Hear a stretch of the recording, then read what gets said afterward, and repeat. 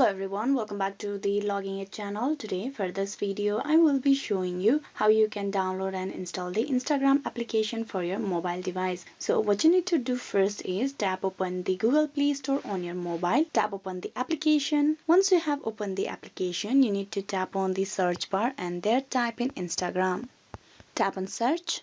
You can see the application on the very top. Now you just need to tap on install just beside the name. Tap on install and the installation process will begin. Instagram is a photo and video sharing social networking service application. Instagram allows you to create and share your profile, stories and videos with the friends and followers you care about. You can see here the application has been fully installed. Now you just need to tap on open, and with that you have successfully installed the Instagram application for your mobile. Hope this video was useful. Please like and subscribe the Logging It channel, and also don't forget to click on bell icon for the notification and updates. Thank you.